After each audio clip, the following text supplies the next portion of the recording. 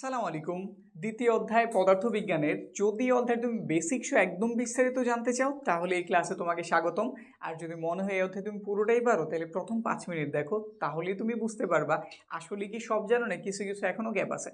আমাদের অধ্যায়টা বিশেষভাবে প্রয়োজন, কারণ এই দ্বিতীয় অধ্যায়ের কনসেপ্ট তুমি যদি ভালো মতো শিখতে পারো এটা তোমার তৃতীয় অধ্যায় এবং চতুর্থ অধ্যায় অনেক বড় হেল্প করবো। যখন এই অধ্যায়গুলি করতে যাবা তখন বুঝতে পারবা। যদি প্রথমেই আমরা একদম ধারাবাহিকভাবে এই অধ্যায়ের প্রথম থেকে শুরু করি, প্রথমেই দেওয়া আছে স্থিতি, যেটা আমরা রেস্ট বলি। ইংলিশগুলি যদি তুমি শেষ করো ভালো, যদি শেষ না করো সেক্ষেত্রেও প্রবলেম নাই। ইংলিশগুলি জানা থাকলে তুমি হয়তো হায়ার স্টাডিতে একটু হেল্প পেতে পারো। নবম দশমে ইংলিশ না জানলেও তেমন কোনো ঝামেলা নাই। যদি প্রথমে আমি স্থিতি এই বিষয়টা নিয়ে একটু কথা বলি। স্থিতি, একটা বস্তু স্থির আছে, এই যে স্থির আছে এই অবস্থাটা, এটা প্রকাশের জন্য যেই বিষয়টা আমরা বলি ওইটার আমরা কি বলি? স্থিতি। সহজ কথা। তো কোনো একটা বস্তু গতিশীল আছে, এটার জন্য আমরা যে বিষয়টা প্রাপ্ত হই বা যে বিষয়টা বুঝি তার আমরা কি বলি? গতি বলি না? এখন ঠিক আছে কথা, কিন্তু তুমি স্থিতি এবং গতি বিষয়টা নিয়ে একটু প্যাচে পড়বা যদি আমি তোমারে বলি পরম স্থিতি এবং পরম গতি এই জিনিসটা কি, আর কোনো বস্তু কি আসলেই পরম স্থির বা পরম গতিশীল? এখন তোমার অ্যান্সার কি হইব? আগে একটু জানানি পরম জিনিসটা কি। পরম মানে একদম ফিক্সড, একদম কি ফিক্সড। যেমন এই বস্তুটা ধরলাম স্থির, এই বস্তুটা ধরলাম কি স্থির, সে চলতেছে না, থাইমা রয়েছে। এখন কার সাপেক্ষে থাইমা রয়েছে? ঠিক আছে, আমার সাপেক্ষে, বোর্ডের সাপেক্ষে বস্তুটা স্থির, ঠিক আছে আমি বুঝে নিলাম। কিন্তু যদি হিসাবটা এইরকম হয়, ধরো আমি এই ক্লাসটা করতেছি একটা বাসের ভেতরে, ধইরা নেও আর কি, ঠিক আছে, আমার সামনে এই বোর্ডটা আছে, এই বিন্দুটা স্থির, ঠিক আছে, কিন্তু আমার বাস তো গতিশীল, তাহলে কি এটা আসলে স্থির হইল? বাসের চিন্তাবাদ, প্রথমে বাস বললাম ছোট হিসাবে, এবার বিষয়টা একটু বড় করি। ধরলাম বাসেও নাই, কিছু নেই, আমি আমার ক্লাসরুমে আছি, ক্লাসরুমটা স্থির, সব কিছু স্থির, কিন্তু আমার এই ক্লাসরুম কি পৃথিবীর মধ্যে অন্তর্গত না? পৃথিবীটা কি স্থির রয়েছে? সে কি প্রতিনিয়ত ঘুরতেছে না সূর্যের চারপাশে? বা সূর্যের সেক্টর আমি বাদ দিলাম, তুমি মঙ্গল গ্রহে আছো, ধরো এখন দুনিয়া অনেক অ্যাডভান্স হয়ে গেছে, আরও অ্যাডভান্স, আরও 50 বছর পরের কথা বলতেছি, তুমি মঙ্গল গ্রহ থেকে পৃথিবীর আমার এই অবস্থানটা, ধরো মঙ্গল থেকে পৃথিবীর অবস্থানের অ্যানালাইসিস করতেছো, সেক্ষেত্রে তোমার কি মনে হইব পৃথিবীটি স্থির, নাকি মনে হইব ঘুরতেছে? ঘুরতেছে না?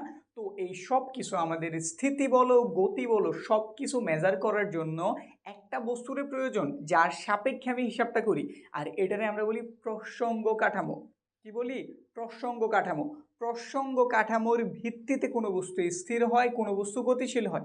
যেমন ধরো তুমি বাইকে বসে রয়েছো তোমার বাবার পেছনে, তিনি খুব জোরে বাইক চালাইতেছে, ঠিক আছে, সে গতিশীল তুমিও গতিশীল, কিন্তু তোমার বাবার সাপেক্ষে বা তোমার সাপেক্ষে তোমার বাবা কেমন? স্থির না? তোমাদের মধ্যবর্তী ডিস্টেন্স কি পরিবর্তন হইতেছে? হইতেছে না কিন্তু। তো সেই ক্ষেত্রে তোমরা দুজন কেমন স্থির? তোমার সাপেক্ষে তোমার বাবা কি স্থির, বা তোমার বাবার সাপেক্ষে তুমি স্থির, কিন্তু যদি রাস্তার একটা গাছের কথা চিন্তা করো, ওইটার সাপেক্ষে তোমরা দুজন কি গতিশীল না? তো পুরো জিনিসটা কিন্তু চেঞ্জ হয়ে গেল, পুরো জিনিসটা আপেক্ষিক। কিভাবে? আমরা কার সাথে তুলনা করতেছি, এটা হইতেছে ফ্যাক্টর। আমরা কার সাথে তুলনা করতেছি সেই হিসাবে আমরা হয় স্থির হই নয়তো গতিশীল হই। তো এই ভিত্তিতে আমি বলতে পারি জগতের কোনো কিছু তুমি পরম স্থির পাওয়া সম্ভব না, মানে সম্ভবই না। তুমি, হ্যাঁ এমন হইতে পারে আজকে তোমার ক্লাসে, ধরো আমার ক্লাসে সব স্টুডেন্টে বললাম হ্যাঁ 5 মিনিটের জন্য তোমরা একদম যেই জায়গায় আসো ওই জায়গায় বসে থাকবে, একটু নড়াচড়া করবা না। একজনের সাপেক্ষে আরেকজন স্থির, পুরো ক্লাসরুম স্থির, এলাকার সবাই স্থির, মাইকিং করে দিলাম যে সবাই আজকে স্থির থাকবা, কোনো একটা বিশেষ কিছু হইতেছে, স্থির থাকতে হইব, ঠিক আছে স্থির আছে, সব কিছু স্থির, কিন্তু আমাদের পৃথিবীকে আমি থামাইতে পারবো? পৃথিবী কি স্থির হইব? যেহেতু হইব না, চিন্তাটা হচ্ছে এইরকম, ধর আমাদের পৃথিবীতে এই ফুটবলের কথাই চিন্তা করি, উপবৃত্তাকার ধরলাম, পুরোপুরি গোল না, জানো তুমিও, তা আমি ধরো একটা গোল দিয়ে বুঝাইলাম, এইখানে এই এরিয়াটাতে আমার ক্লাসরুম, এইখানে আমাদের শিক্ষার্থীরা সব স্থির আকারে বসে রয়েছে, আমার এলাকাবাসী সবাই স্থির আকারে বসে রয়েছে, গাছপালা সব স্থির, ঠিক আছে, কিন্তু এইটা যদি একটু চিন্তা করি, এইখানে কোনো একটা গ্রহর কথা চিন্তা করলাম, এটা থেকে কেউ যদি এটা মেজার করে, এটা কি ঘুরতেছে না? বা এটা থেকে যদি এটা চিন্তা করি, এটার সাপেক্ষে এটাও ঘুরতেছে না? বা আমি যদি সূর্যের কথা বলি, যেটা আমরা অবভিয়াসলি জানি আমাদের সূর্যের চারপাশে আমাদের পৃথিবী কি প্রদক্ষিণ করতেছে না? তো সেই হিসেবে আমাদের পৃথিবী কি আসলেই কি স্থির? আমরা স্থির হয়ে বসে রয়েছি 5 মিনিটের জন্য, ঠিক আছে, কিন্তু আসলেই কি আমরা স্থির? যদি স্থির না হই তাইলে আমাদের স্থিতি কি আসলে পরম? পরম না। তো এই কথাটাকে আমি বুঝাইতে পারছি, পরম বলতে আসলে কিছু নাই, আমাদের স্থিতি গতি পরম বলতে নাই, সব হইতেছে কি আপেক্ষিক। আর আপেক্ষিক কথার মানে কি? একজনের তুলনায় আরেকজন, তোমার তুলনায় আমি, আমার তুলনায় তুমি, গাছের সাপেক্ষে আমি, এইভাবে একটা কিছুরে আমরা সিলেক্ট করলাম, এটার সাপেক্ষে বস্তুটা কি স্থির না গতিশীল, বুঝছি। এবার যদি কেউ তোমার প্রশ্ন করে, আচ্ছা একটা ট্রেনই চলতেছে, এটা কি গতিশীল নাকি স্থির, ঠিক আছে, তুমি বলতে পারো হ্যাঁ গতিশীল, কিন্তু সাপেক্ষ অবশ্যই তুমি জিজ্ঞেস করে নেবা অ্যান্সার দেওয়ার আগে।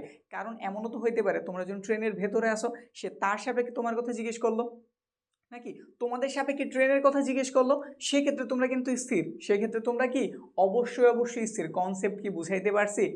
আর যদি আমাদের প্রসঙ্গ কাঠামো কিছু একটা দিয়ে দেয়, তার সাপেক্ষে আমি তুলনা করে অবশ্যই বলতে পারি হ্যাঁ আমি স্থির নাকি গতিশীল, তাহলে আমাদের জগতের সব কিছু হইতেছে আপেক্ষিক স্থিতি, আপেক্ষিক গতি। Concept clear? বুঝছি। আচ্ছা, এটা যদি বুঝে থাকি ভালো কথা। এবার তাহলে আমরা পরের ধাপগুলির দিকে আগাই। এটা একটু কনফিউজিং জিনিস, এজন্য একটু বেশি ব্যাখ্যা দিয়ে নিলাম। আশা রাখি কনসেপ্ট পুরোপুরি ক্লিয়ার হয়েছ। এরপর কেউ তোমার প্রশ্ন করে আশা রাখি বিভ্রান্ত করতে পারবে না। তুমি চাইলে বন্ধু বান্ধবদের জিজ্ঞেস করতে পারো যে তুমি কি আসলে স্থির নাকি গতিশীল, এটা কি পরম স্থিতি না গতি, ঠিক আছে।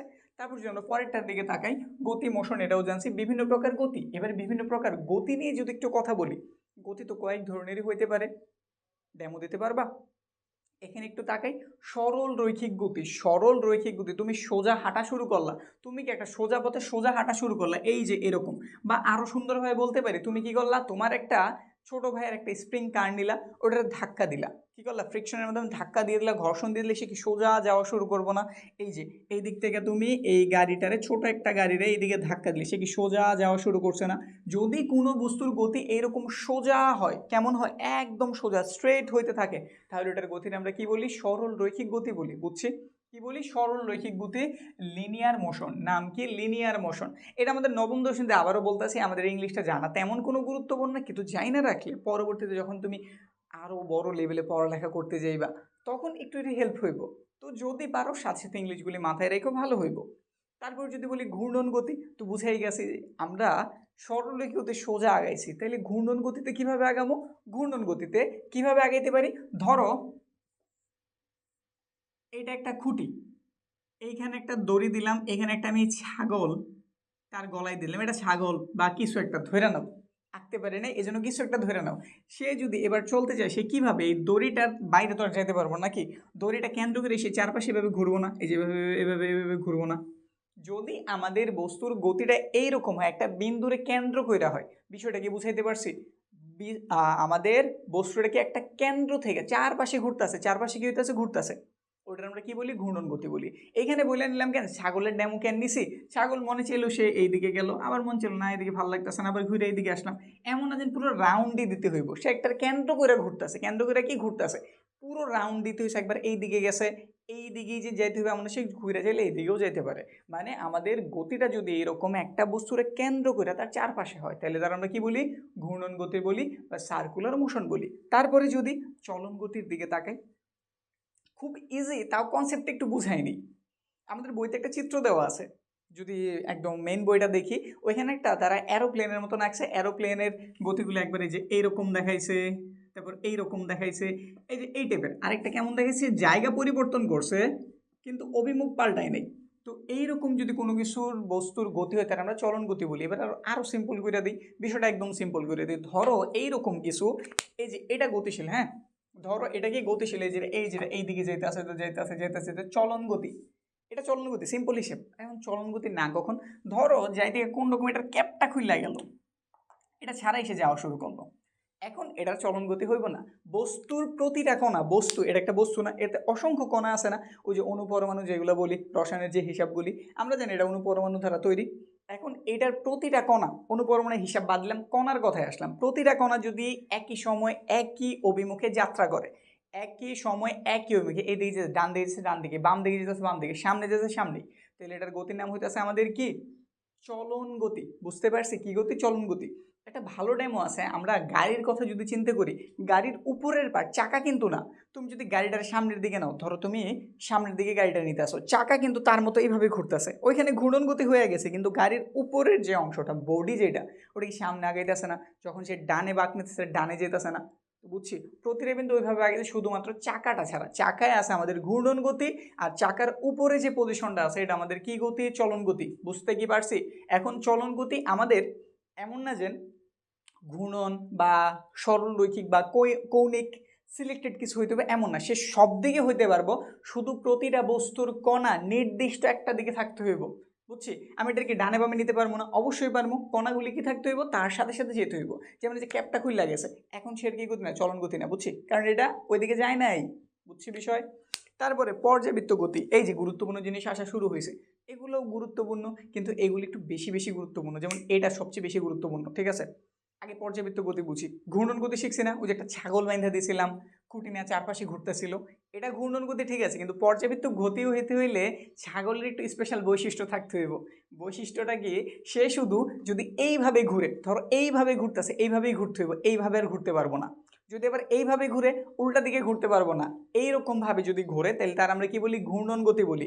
ফিক্সড একটা দিক থেকে, নির্দিষ্ট একটা দিক থেকে বারবার অতিক্রম করতে হইব, নির্দিষ্ট একটা দিক থেকে বারবার অতিক্রম। যেমন তুমি যদি ফ্যানের গতির কথা চিন্তা করো, কার গতি, এই যে ফ্যানের গতির কথা যদি চিন্তা করি, আচ্ছা এটা একটা ফ্যান ধরে নিলাম,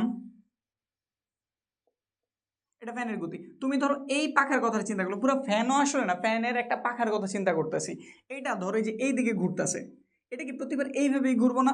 যদি তুমি নিজে আর কি পণ্ডিতে না করে যে কানেকশন উল্টাপাল্টা দাও, এমন হয় যেন কানেকশন উল্টাপাল্টা হলে ফ্যান এইভাবে না ঘুরে এইভাবেও ঘুরে, ওই হিসাব বাদ। নর্মালি একটা ফ্যানের কথা যদি চিন্তা করি, সে যদি এইভাবেই ঘুরে, সে কিন্তু এইভাবেই ঘুরতে থাকবে, এমন না যে উল্টা দিকে ঘুরবো। নির্দিষ্ট সময় পর পর একই দিক থেকে, নির্দিষ্ট সময় পর পর কি একই দিক থেকে যদি অতিক্রম করে, তাইলে তার আমরা কি বলি, তার আমরা বলি পর্যাবৃত্ত গতি। বুঝছি, পর্যাবৃত্ত, পর্যায়ক্রমে, কথাটাকে আমি জানি না, পর্যায়ক্রমে, ধাপে ধাপে, এই যে রিপিট হইতেছে, কি হইতেছে, রিপিট হইতেছে, এই দিক থেকে ধাপে, এই যে এই যে এই যে এইভাবে যদি কোনো কিছুর গতি আবর্তিত হইতে থাকে, তার আমরা কি বলি, পর্যাবৃত্ত গতি বলি। এটা খুবই গুরুত্বপূর্ণ একটা কনসেপ্ট, মাথায় রাখবা। হ্যাঁ, আমাদের পর্যাবৃত্ত গতি কি, ঘূর্ণন গতি। পর্যাবৃত্ত গতি এক ধরনের কি গতি, ঘূর্ণন গতি, কিন্তু বৈশিষ্ট্য কি, সে এক দিক থেকে, কতটুকু, এক দিক থেকে বারবার বারবার রিপিট হইতে থাকবো, এটার আমরা কি বলি, আমাদের পর্যাবৃত্ত গতি। পর্যায়ক্রমে হইতেই থাকবো, ধাপে ধাপে হইতেই থাকবো, বারবার হইতেই থাকবো, এরকম। এবার হচ্ছে সরল স্পন্দন গতি, এটা জানার পর আমরা সরল স্পন্দন গতিতে আসবো। সরল স্পন্দন গতি ওই রকম কিছুই, সরল স্পন্দন গতি, স্পন্দন আছে একটা, কি আছে, স্পন্দন গতি আছে। এটার বৈশিষ্ট্য একটা, যদি আমি এই যে ফ্যান দিয়ে তো বুঝাইলাম, ফ্যান ধরো এটা ঘড়ির কাঁটাও হইতে পারে, একটা ঘড়ি যদি আঁকি, ঘড়ির ধরো এটা হচ্ছে সেকেন্ডের কাঁটা, এটা ঘন্টার কাঁটা, এটা তো হলো মিনিটের কাঁটা, ঠিক আছে। সেকেন্ডেরটা এইভাবে ঘুরতেছে, একবার ঘুরে আসলো, একবার ঘুরে আসলে তার কতটুকু সময় লাগে, কতটুকু সময় লাগে, 1 মিনিট সময় লাগে না? সেকেন্ডের কথার কথা চিন্তা করতেছে, পুরোটা ঘুরে আসলো, 1 মিনিট সময় লাগলো না? এখন কথা হইতেছে, এই যে 1 মিনিট সময়কাল, 1 মিনিটে সে একটা পুরো পর্যায়কাল কমপ্লিট করছে না, একটা পুরো এরিয়া ঘুরে আসছে না, মানে এখান থেকে শুরু করছিল, ঘুরে আবার এখানে ফিরে আসছে, সে 1 মিনিট লাগাইছে না, এটার বলি আমরা পর্যায়কাল। এটার আমরা কি বলি, পর্যায়কাল। একটা আমাদের কমপ্লিট সার্কেল তৈরি করছে, পর্যায়কাল বলছি। আমাদের এইরকম সরল স্পন্দন গতিতে পর্যায়কালের অর্ধেকটা সময়, পর্যায়কালের অর্ধেকটা সময় সে যদি সামনের দিকে যায়, বাকি অর্ধেক সময় সে পেছন দিকে আসবো। সহজ হিসাব, তুমি দোলনায় তোমার বন্ধুরে ধাক্কা দিলা, ধাক্কা দেওয়ার ফলে সে তো সামনে যে উঠে গেছে, তুমি স্পষ্টভাবেই জানো সে আবার পেছন দিকে একটু পরেই ফিরে আসবো, ফিরে আসবো না? আবার পেছন থেকে হয়ে যাবো সামনে, এই যে একটা সামনে গেল, এই যে একটা পেছনে আসলো, এই পুরোটা মিলে হইতেছে একটা পর্যায়কাল বলি আমরা। এই পুরোটার আমরা কি বলি, একটা পর্যায়কাল বলি। তো পর্যায়কালের একটা সময় যেই দিকে গেছে, পরের অর্ধেকটা সময় তার বিপরীত দিকে আসছে না, এটারই বলা হয় আমাদের সরল স্পন্দন গতি। সরল স্পন্দন গতি, মন থাকবো। আমাদের স্প্রিং এর গতিও কিন্তু এরকম। স্প্রিং তুমি স্বাভাবিকভাবে চেনো, এটা কিভাবে কাজ করে, এই যে এরকম নাকি, একবার তুমি যদি তারা ধাক্কা দাও, বা ওই যে কি বলে, এটার নাম তো আমি সঠিক জানি না, একটা খেলে যে মেলাতে পাওয়া যায়, এই যে এরকম রিং এর মতো, চুরির মতো, যে এই যেমন বড় ছোট করা যায়, ওইটা দিয়ে তুমি সুন্দরভাবে ট্রাই দেবো। যদি ধাক্কা দাও, একবার সে উপরে আসলো, আবার ধাক্কা খেয়ে নিচে যাবো, আবার উপরে আসবো, মানে একটা সুন্দর রিদমে এইভাবে চলতেই থাকবো। এটা ডেমো নিতে পারো। তারপর তুমি ওই যে দোলনার কথা বললাম, বা তুমি চাইলে দোলনা টোলনা বাদ, এখানে একটা সুতা নিলা, এখানে একটা পাথর বাইদা তুমি এইদিকে দিয়ে দিলা, সেই দিকে যাবো, তুমি জানো একটু পরে সে এবার এইদিকেও আসবো, আসবো না? এই যে একবার ওই দিকে গেল, একবার ওই দিকে গেল, এটা যেতে অর্ধেক টাইম লাগাইছে, এটা যেতে অর্ধেক টাইম লাগাইছে, তো বোঝা গেল পর্যায়কালের অর্ধেকটা সময় একদিকে, বাকি অর্ধেক সময় তার বিপরীত দিকে যদি যাত্রা করে, এই ধরনের গতিরে বলা হয় কি, সরল স্পন্দন গতি। বিষয় কি ক্লিয়ার? বুঝাইতে কি পারছি? কনসেপ্ট তো বলছিলাম একদম ক্লিয়ার করবো, তো ক্লিয়ার কি করতে পারছি? কমেন্ট করে একটু জানাইও তো, আসলে কি যা যা বুঝাইলাম বুঝাইতে পারছি? যদি বুঝায় থাকতে পারি, আমাদের কনসেপ্ট শেষ, এই যে এগুলা শেষ, এখন আমরা রাশির দিকে আগামী। রাশি জিনিসটা আসলে কি, খুবই গুরুত্বপূর্ণ জিনিস। রাশি যেটা তুমি প্রকাশ করতে পারো, যেমন কি এইটা, এটার দৈর্ঘ্য কত? হ্যাঁ মাইবা তুমি বলতে পারবা। এটার ভর কত? হ্যাঁ মাইবা বলতে পারবা। এখন ঘড়িতে কয়টা বাজে তুমি দেখা বলতে পারবা? পারবা না। কিন্তু যেই জিনিসগুলো আমরা এমন সুন্দরভাবে প্রকাশ করতে পারি না, মানে একদম পরিমাপ করে সঠিকভাবে প্রকাশ করতে পারি না, প্রকাশ করতে পারি কিন্তু একদম একুরেটভাবে মাইপা জুইবা সঠিকভাবে প্রকাশ করতে পারি না। যেমন আজকের তাপমাত্রা কত? আজকে খুব গরম পড়ছে, তুমি ইজিলি বলতে পারবা আজকের তাপমাত্রা এত ডিগ্রি সেলসিয়াস। কিন্তু আমি যদি বলি গরমে আমার কতটুকু অস্বস্তি লাগতেছে, এটা কি তুমি পরিমাপ করতে পারবা? বা তোমার কতটুকু অস্বস্তি লাগতেছে বলতে পারবা? এখন হঠাৎ করে একটা বৃষ্টি এসে বললো খুব তোমার ভালো লাগতেছে, কতটুকু ভালো লাগতেছে তুমি কি বলতে পারবা? সাথে করলো কি তোমার মা আবার খিচুড়ি রান্না করলো, তোমার ফেভারিট সব কিছু হইলো, এখন তোমার ভালো লাগতেছে, কতটুকু ভালো লাগতেছে তুমি কি বলতে পারবা? পারবা না। হ্যাঁ বলতে পারবো ভালো লাগতেছে, কিন্তু পরিমাপটা এক্স্যাক্টলি, যেমন এটার দৈর্ঘ্য যদি আমি বলি, হ্যাঁ এটার দৈর্ঘ্য হইতেছে 6 সেন্টিমিটার, এইরকমভাবে এক্স্যাক্ট তুমি বলতে পারবা না। তো যেগুলো আমরা এক্স্যাক্টভাবে বলতে পারি ওগুলো আমরা রাশি বলি, আর যেগুলো আমরা বলতে পারি না ওগুলো আমাদের রাশি না। তো বলতে পারি আবেগ সংক্রান্ত যে জিনিসগুলি আছে ওগুলো আমাদের রাশি না, বাকি যেগুলো আমরা সুন্দরভাবে বিস্তারিতভাবে প্রকাশ করতে পারি ওগুলো আমাদের রাশি। এই রাশির ভেতরে আবার দুইটা কনসেপ্ট আছে, একটা আমাদের স্কেলার রাশি, একটা আমাদের ভেক্টর রাশি। একটা স্কেলার আর একটা ভেক্টর, ঠিক আছে? স্কেলার ভেক্টর জানি, স্কেলার স্কেলার আরেকটা হইতেছে ভেক্টর, খুবই গুরুত্বপূর্ণ কনসেপ্ট, ঠিক আছে? স্কেলার এবং কি ভেক্টর। স্কেলার রাশি শুধুমাত্র মান ধারা প্রকাশ করা সম্ভব, শুধুমাত্র মান ধারা প্রকাশ করা সম্ভব। যেমন এটার দৈর্ঘ্য বলছি 6 সেন্টিমিটার, প্রকাশ হয়ে গেছে। এটার ভর কত? এটার ভর হইতেছে ধরলাম 100 গ্রাম, প্রকাশ হয়ে গেছে। এখন ঘড়িতে কয়টা বাজে? হয়ে গেছে। আজকের তাপমাত্রা কত? হয়ে গেছে, ফিক্সড ভাবে বলে দিছো। এগুলো সব হইতেছে আমাদের স্কেলার, কেমন? স্কেলার রাশি। এবার যদি আমি তাহলে ভেক্টরের কথা বলি, ঠিক আছে ভেক্টরের কথা, এখন ধরো এটা তোমার বাড়ি, অন্যভাবে কনসেপ্ট বুঝাম, আগে বিষয়টা একটু বুঝে নিই। এটা তোমার বাড়ি, ঠিক আছে? তোমার বাড়িটা এই দিক থেকে আসা যায়, এই যে এরকম ঘটনা, ঠিক আছে? এই যে এরকম একটা 4 রাস্তার মোড় আছে, তোমার একটা বন্ধু তোমার বাসায় আসবো, সে ফোন দিল, এই যে সে এইখানটাতে আছে, তোমার বন্ধু কোন জায়গায় আছে? এইখানে দাঁড়ায় তোমার ফোন দিল, হ্যাঁ বন্ধু আমি তো এইখানে আছি, তোমার বাসায় কিভাবে আসবো? গোল চত্বর থেকে আমি 1 কিলোমিটার দূরে আছি, সে ধরো এটাও বইলা দিল। গোল চত্বর থেকে সে বলেছে 1 মিটার, এই যেটা প্রকাশ, সরি 1 মিটার কেমন দেখা যায় না, কত 10 মিটার দিয়ে দিলাম, তাহলে একটা মোটামুটি চলে। এবার তোমার বাড়ি থেকে সে তার দূরত্ব জানাই দিল, সে না আমি বাড়ি থেকে এতটুকু দূরে আছি, 20 মিটার দূরে আছি, 10 মিটার দূরে আছি। এখন সে যদি বলে এ বন্ধু তুমি তো আইসেই পড়ছো, আর 20 মিটার আসো, তাইলে আমার বাড়ি পাইবা। এখন সে 20 মিটার কোন দিকে যাবো? সোজাও তো যেতে পারে, এদিকেও তো যেতে পারে, এদিকেও তো যেতে পারে, তো কি তার বিভ্রান্ত হওয়ার চান্স বেশি না? এখন তুমি যদি একুরেট ভাবে বলতে পারতা, হ্যাঁ বন্ধু তুমি এইখানে আইসা হাতের বাম দিকে, দিক বলছি উত্তর দক্ষিণেও দিয়েও বলা যায়, আমি হাতের বাম বলছি, একটা দিক হইলেই হয়েছে, হাতের বাম দিকে এতটুকু আসো তাইলে আমার বাড়ি পাইবা। তো এখন তুমি মানও বলছো দিকও বলছো, এখন ফিক্সড ভাবে তোমার বন্ধু জায়গা মতো আসতে পারবো। আবার তোমার বন্ধু যখন তার অবস্থান প্রকাশ করছে তারও কিন্তু বলতে হইব যে আমি উত্তর দিকে আছি, দক্ষিণ দিকে আছি, না কোন দিকে আছি, আমি এই রাস্তা দিয়ে আসছি, এই রাস্তা না কোন রাস্তা। যদি এইরকম কিছু সংক্রান্ত জিনিস হয় যেটা একুরেট ভাবে পাইতে হলে তোমার মানও লাগবো, দিকও লাগবো, ওইটার আমরা বলি কি? ওইটারে আমরা বলি ভেক্টর রাশি। ওইটার আমরা কি বলি? ভেক্টর রাশি। যেমন কি কারণে এটা প্রয়োজন পড়ে? ধরো একটা বিমান আজকে আন্তর্জাতিক শাহজালাল বিমানবন্দর থেকে ছেড়ে গেছে, ধরো কোনো একটা যাচ্ছে আমেরিকায় যেতেছে, এখন সে 1 ঘন্টা পরে কই আছে তার অবস্থান তো খুঁজে বের করতে হইব। এখন যদি বলি সে ভূপৃষ্ঠ থেকে এত মিটার উঁচুতে আছে, ভূপৃষ্ঠের আমি কোন দিকে খুঁজুম, তার কি খুঁজে বের করা সম্ভব? কোনোভাবে সম্ভব না। কিন্তু আমি যদি তার দিকটাও বলে দিই, হ্যাঁ খুঁজে বের করা সম্ভব, ঠিক আছে না? আমার বাড়ি থেকে স্কুলের দূরত্ব বললাম এতটুকু, কোন দিকে আন্দাজে হাঁটা শুরু করবো? অবশ্যই না, একটা দিক লাগবো না? তো যেই জিনিসগুলি প্রকাশ করতে আমাদের মানেরও প্রয়োজন আছে, দিকেরও প্রয়োজন আছে, তার আমরা কি বলি? ভেক্টর রাশি। সহজ হিসাব, মানও থাকবো, দিকও থাকবো। আমাদের একটা প্লাস পয়েন্ট কি, আমাদের নবম দশম শ্রেণীতে ভেক্টর রাশি স্কেলার রাশি ওই একইভাবে কাজ করে, তেমন জটিল কিছু দেখেনি, জাস্ট এইখানে একটু আলোচনা করছে দিক নিয়ে, তো দিকের বিষয়টা একটু কনসেপ্টভাবে ক্লিয়ার করে দেই, বাকি আর তেমন কোনো ঝামেলা তোমার এই দিকে করব না। কিন্তু বিষয়টা তো বুঝতে পারছি, যেটাতে আমাদের দিক প্রয়োজন পড়ে, মানও প্রয়োজন পড়ে, তার নাম আমাদের ভেক্টর রাশি। আর যাতে শুধুমাত্র মান হয়েছে আর কিছুর প্রয়োজন নেই, সে হইতেছে আমাদের স্কেলার রাশি। এখন ধরো বিষয়টা যদি এইরকম হয়, এই দিক বরাবর সে গেল 2 মিটার, তারপরে স্ট্রেট সে একটা বাঁক নিল এই দিকে গেল সে 3 মিটার, এদিকে গেল 3 মিটার।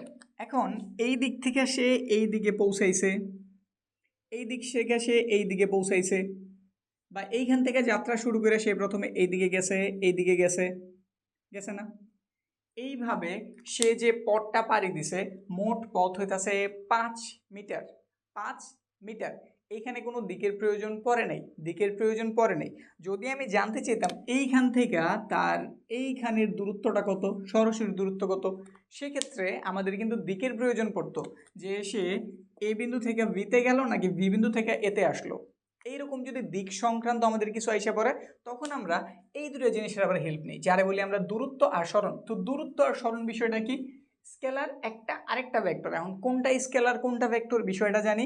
আমাদের দূরত্ব এটা হইতেছে স্কেলার, দূরত্বটা আমরা কি বলি ডিস্টেন্স, দূরত্বটা কি বলি ডিস্টেন্স। তো এবার দূরত্ব বিষয়টা বুঝি, দূরত্ব এই যে এটা ভালো মতো বুঝা যাবে। দূরত্ব সেইখান থেকে যাত্রা শুরু করছে, এখানে গেছে 2 মিটার, এখানে গেছে 3 মিটার, তাহলে তার দূরত্ব কত, 2 যোগ 3 5 মিটার, 5 মিটার। বা এমন হইতে পারতো সে আঁকা বাঁকা পথও গেছে, যে এখান থেকে যাত্রা শুরু করলো, অনেক জায়গা ঘুরছে, ঘুরে শেষে যে এইখানে এসে পড়ছে, ঠিক আছে।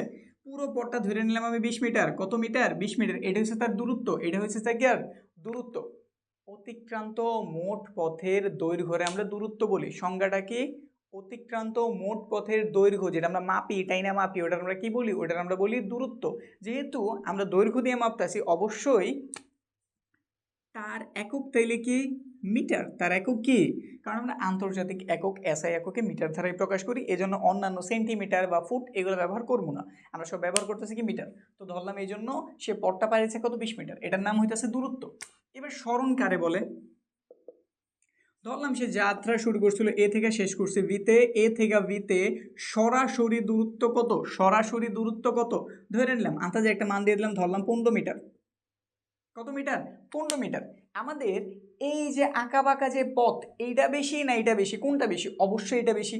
তো যদি উল্টাভাবে কথা বলি, আমাদের এটা কি সবচেয়ে কম না, তো সবচেয়ে কম যে দূরত্ব, সবচেয়ে কম যে দূরত্ব তার আমরা কি বলি সরণ বলি, তার আমরা কি বলি সরণ বলি। মিনিমাম যে দূরত্ব, একটা বস্তু থেকে আরেকটা বস্তুর মিনিমাম যে দূরত্ব, ওইটার নামে কি সরণ, এভাবে তুমি মাথায় রাখতে পারো, বুঝতে পারছি। আবার এই দিকটাতে যদি আমরা চিন্তা করি, এইখানে আমাদের এটা 2 এটা 3 5 বুঝলাম, তাহলে এটা কত। এখন দেখো এটা যদি এখানে 90 ডিগ্রি চিন্তা করে নেই, দেখতো ওইরকমই দেখা যেতেছে। পিথাগোরাস যদি করি, অবশ্যই আমরা এটার মান বের করতে পারি, এটার মান তাহলে কত হইব 3 স্কোয়ার মানে 9, 2 এর স্কোয়ার হইলো কত 4, যোগ করলে কত পাওয়া গেল 13, তাহলে এটা হইব √13, বুঝছি। আমাদের সরণ হইব কত, তাহলে √13। আর এখানে যদি চিন্তা করি, আমাদের সরণ হইব কত 15। এটা যেমন আমাদের এইরকম আঁকা বাঁকা পথে হইতে পারে, স্ট্রেট পথে হইতে পারে, আমাদের কিন্তু এটা বৃত্তাকার পথেও হইতে পারে। যেমন এইভাবে একটা বৃত্তাকার মাঠ, এটা হইতেছে আমাদের এ বিন্দু, এটা হইতেছে আমাদের বি বিন্দু, এটা হইতেছে আমাদের সি বিন্দু, এটা হইতেছে আমার ডি বিন্দু। প্রথমে ধাপে ধাপে দেখাই, হ্যাঁ। এইখান থেকে কেউ যাত্রা শুরু করে এইখানে আসলো, আমি যদি তার দূরত্ব জানতে চাই, আমি যদি তার কি জানতে চাই, দূরত্ব জানতে চাই, এখানে আগে একটা গুরুত্বপূর্ণ জিনিস দিয়ে নেই। ধরলাম এই বৃত্তাকার পথের ব্যাস দিয়ে দিলাম আমি আর সমান 2 মিটার, কত দিয়ে দিছি 2 মিটার। তাইলে আমাদের এইটা যদি একটু চিন্তা করি, এটা আমাদের বৃত্ত, বৃত্তের 4 ভাগের 1 ভাগ না। তো এইটুক দূরত্ব যদি কোনোভাবে আমি বের করতে পারি, এটা বের করা যায় 2 স্টাইলে। এক S সমান r θ দ্বারা আমরা বের করতে পারি, আরেক আমরা পরিধিও বের করতে পারি। এটা কি পরিধির 4 ভাগের 1 ভাগ না, বুঝো। পুরাটা যদি আমাদের বৃত্ত হয়ে থাকে, পুরো এরিয়াটাকে আমরা পরিধি বলি না, আর এটা কি 4 টুকরার 1 টুকরা না, তাহলে এটা হইতেছে পরিধির 4 ভাগের 1 ভাগ। তুমি সূত্র ইউজ করবা জাস্ট 4 ভাগের 1 ভাগ 2 পাই আর 2 পাই আর 1/4 ইন্টু 2 ইন্টু পাই লিখে দিলাম। আর এর মান কত জানছি 2, এটা এটা এটা এটা কেটেছে শুধু একটা পাই, তাহলে বোঝা গেল এইখানের দূরত্বটা কত পাই। কতটুকু পাই 3.1416 দূরত্ব। এবার যদি আমি সরণ জানতে চাই, তাহলে কিন্তু ভেজাল আছে। কি ভেজাল আছে, এটা 2, এটা হচ্ছে আমাদের দূরত্ব, কিন্তু আমাদের সরণ মানে কি, এটা সোজাসুজি দূরত্ব না। কোন দূরত্ব, সোজাসুজি দূরত্ব, তাহলে এটার মান অবশ্যই লাগবে। এটা একটা বৃত্ত, এটা 2 হইলে এটা অবশ্যই 2, তুমি এটার মান জানো এটার মান জানো, তাহলে এটার মান কত হইব √2 এর স্কোয়ার মানে 4, 2 এর স্কোয়ার মানে 4 মানে কত হইলো 8, আর 8 এর যদি রুট করে কত পাওয়া যাবে 2√2। বিষয় কি ক্লিয়ার, বুঝছি না। এখন যদি বিষয়টা আবার একটু চেঞ্জ করি, আমি যদি জানছি এ থেকে সে সিতে আসলো, এখন তার দূরত্ব কত, এইখানে তুমি 4 ভাগের 1 ভাগ বের করছিলে, এখানে 2 ভাগের 1 ভাগ বের করবা, মানে যে এরকম হাফ ইন্টু 2 পাই আর এটা কাটা পাই আর পাই, এটার মান 2 জানছি, তাহলে 2 পাই ডাবল। এবার যদি এটার আমি দূরত্বটা এত বের করছি, ঠিক আছে। এবার যদি এটা আমি সরণ জানতে চাই, সরণ কি সোজাসুজি দূরত্ব না, দেখো তো এটাই কি তার সোজাসুজি দূরত্ব না, এইখানে 2 এখানেও তাহলে 2, তাহলে 4 হইব, কত হইব 4, তাহলে সরণ কত হইব 4, এটা হচ্ছে আমাদের দূরত্ব। আর যে সরণের কথা চিন্তা করি, তাহলে কত হইব জাস্ট 4 হইব। এবার ধরো এটার দেখাইতেছে না, ডাইরেক্ট এটা দেখাই, সে ঘুইরা করলো কি, এই যে ঘুইরা একদম এইখানে এসে বললো, তার দূরত্ব কত 2πr, 2πr, যেখানে এটার মান হইতেছে কত, আর এর মান 2, তাহলে হইল কত 4π। এটা হচ্ছে আমাদের দূরত্ব। তাইলে স্মরণ কত জানি, স্মরণ কত, অ্যান্সার দাও দেখি পারো কিনা। স্মরণ কত বের করতে পারবা? হ্যাঁ পারবা, বলছি তো।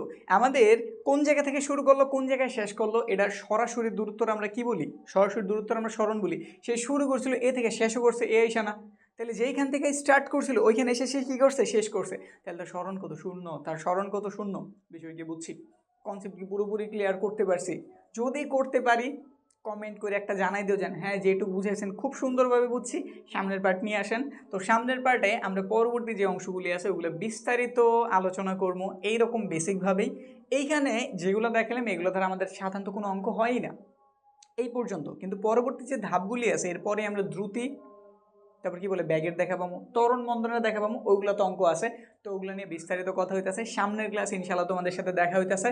ক্লাসটা কেমন লাগলো অন্তত একটা কমেন্ট করে জানাইও, ঠিক আছে? দেখা হইতেছে সামনের ক্লাসে।